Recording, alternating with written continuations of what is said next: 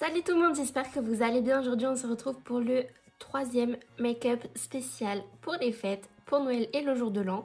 Donc j'espère en tout cas que cette vidéo vous plaira. Aujourd'hui je vais utiliser une palette que je vous avais jamais présentée parce que je l'ai reçue il n'y a pas très longtemps. Enfin, je me la suis prise il n'y a pas très longtemps. C'est la palette de Tati Beauty. Et elle est géniale, je l'adore, franchement c'est la première fois que je l'utilise et j'aime beaucoup trop. Les fards à paupières, les paillettes, enfin tout dans cette palette est absolument génial. Mis à part le fait que je trouve qu'elle pèse quand même assez lourd, donc au bout d'un moment on a un peu mal au bras.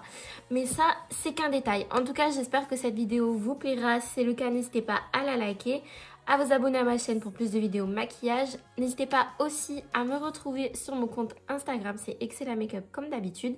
Et puis n'oubliez pas d'activer les notifications puisque durant tout le mois de décembre, on va se retrouver à 18 h tous les jours pour un nouveau make-up. Donc si vous activez les notifications en cliquant sur la cloche, vous recevrez du coup une notification à chaque fois que je poste une nouvelle vidéo. Donc voilà, je vous laisse avec le tuto sans plus tarder.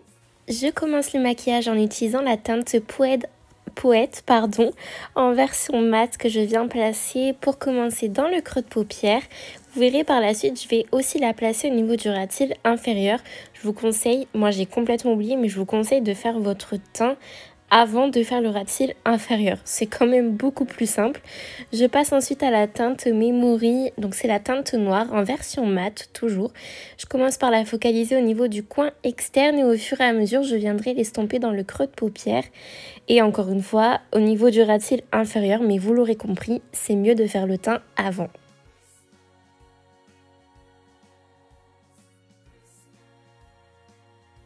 Je passe ensuite à la version sequin de la teinte Poète. Alors la version sequin, c'est une base mat dans laquelle vous avez quelques petites paillettes qui ressortent mieux je trouve une fois qu'on applique le fard au doigt.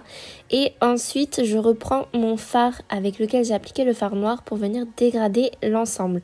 Je passe ensuite à la version glitter de la teinte Poète. Donc c'est la version paillette tout simplement que je viens appliquer à l'aide de mon doigt là où j'avais pas de fard à paupières. J'adore ces paillettes, elles sont vraiment super jolies. Petit conseil, vous pouvez mettre votre tête légèrement en arrière si vous voulez éviter d'avoir trop de chute au niveau du visage. Mais je sais pas ce que vous en pensez, mais j'adore cette couleur. Je reprends du coup mon pinceau, je rajoute pas de fard dessus, simplement pour venir dégrader l'ensemble.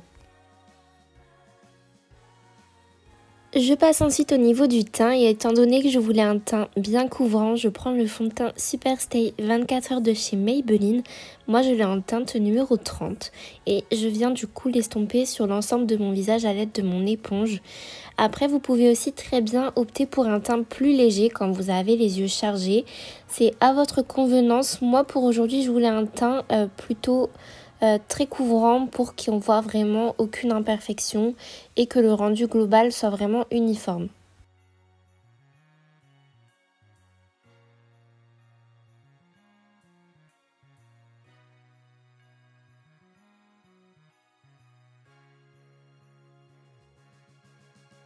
Toujours dans l'optique d'avoir un teint bien couvrant, je prends l'anti-cerne l'infaillible de chez L'Oréal en teinte pécan.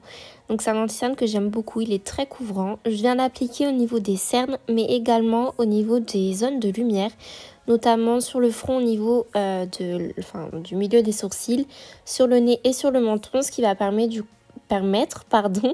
du coup d'apporter un petit peu plus de lumière et d'apporter aussi des contrastes au niveau du visage. Et je viens poudrer avec la poudre compacte pressée translucide de chez Makeup Revolution que j'aime beaucoup. Je trouve qu'elle a un effet un petit peu blurring qui est très joli. Je l'applique dans un premier temps avec un pinceau plutôt précis pour fixer toutes les zones sur lesquelles j'ai appliqué de l'anti-cerne.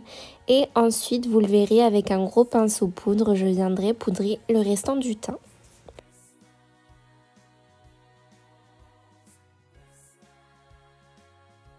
Je passe au bronzer et pour cela je viens réchauffer et creuser légèrement mon visage avec le City Bronzer de chez Maybelline. Moi je l'ai en teinte Medium Cool, c'est une teinte entre le chaud et le froid. Donc je trouve que c'est vraiment une teinte parfaite, que ce soit pour faire du contouring ou pour réchauffer son teint. Il fait tout aussi bien les deux. Et du coup je viens faire mon bronzer, appliquer mon bronzer au niveau de l'ossature de mes joues, de la mâchoire des tempes et du nez. Ensuite, je passe au blush Lana de chez Maeva Glam Beauty. J'espère que vous ne m'en voudrez pas, mais je l'aime bien. Donc voilà, je continue de l'utiliser et j'avais envie de l'utiliser pour aujourd'hui, donc j'allais pas ne pas vous le montrer. Et de même pour l'highlighter, j'utilise l'highlighter Jade de chez Maeva Glam Beauty que je viens appliquer avec un pinceau éventail pour avoir un effet plus diffus et beaucoup plus naturel.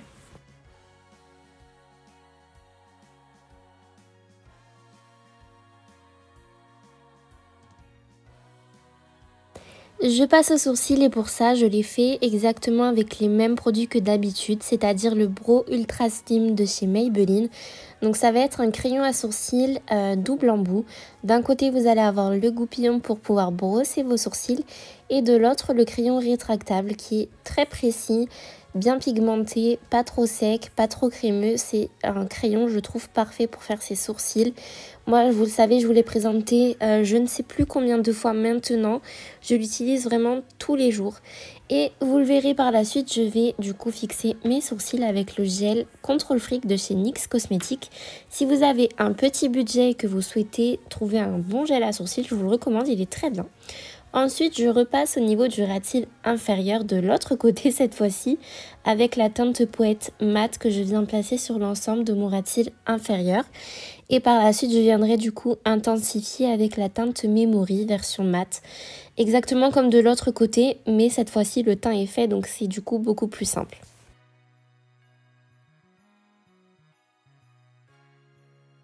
Je termine le maquillage au niveau des yeux, enfin en termes de fard à paupières avec la teinte Aura en version métallique cette fois-ci pour venir l'appliquer au niveau du coin interne et au niveau du dessous du sourcil pour éclairer, enfin illuminer et apporter aussi un petit peu plus de lumière. J'utilise maintenant le crayon gel Tattoo Liner en teinte Rich Amethyst de chez Maybelline que je viens placer au niveau de ma muqueuse supérieure et aussi par la suite de la muqueuse inférieure. J'aime beaucoup en fait quand je me maquille utiliser des crayons qui sont un petit peu dans les mêmes sous-tons que le maquillage. Donc là c'est le cas, c'est un joli violet foncé mais ça permet de changer du crayon basique noir et je trouve que ça fait très bien l'affaire et ils sont vraiment hyper pigmentés ces crayons. Ils sont juste géniaux. Je passe ensuite au Tattoo Liner Mad Max Brown de chez KVD Vegan Beauty. Donc c'est un eyeliner marron foncé que je viens placer au niveau de mon ras de cils supérieur. Je ne fais pas de virgule, je fais simplement un trait assez fin et bien collé au niveau du ras de cils pour donner un effet de ras de cils beaucoup plus fourni. Je passe ensuite au mascara et c'est le Huda Beauty, donc le Legit Lashes. Et je viens utiliser seulement le côté volume parce que je voulais avoir beaucoup de volume au niveau des cils sans pour autant appliquer de faux cils parce qu'en fait je voulais qu'on ait quand même des cils bien étoffés mais plutôt naturels pour qu'on puisse quand même voir l'ensemble du maquillage au niveau des yeux. Maintenant à la maison vous êtes complètement libre d'appliquer des faux cils si vous le souhaitez, ça donnera un effet encore plus dramatique et un effet encore plus intense au niveau du maquillage. Tout dépend du coup de vos envies et de vos besoins pour cette soirée-là.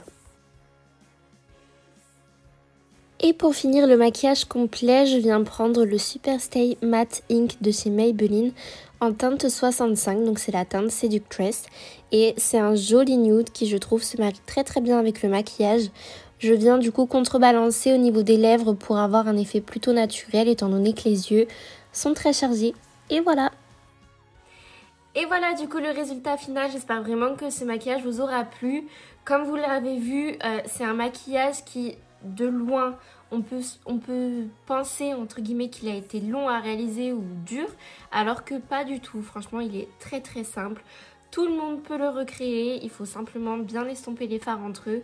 Mais voilà, moi j'adore le résultat et je trouve que quand on fait des yeux bien chargés comme ça, c'est important de contrebalancer avec les lèvres justement pour éviter d'avoir un effet too much. Donc voilà, si cette vidéo vous a plu, n'hésitez pas à la liker, à vous abonner à ma chaîne pour plus de vidéos maquillage et me rejoindre sur mon compte Instagram, c'est Excella Makeup comme d'habitude. Et puis moi je vous dis à demain 18 h pour la nouvelle vidéo. Mouah.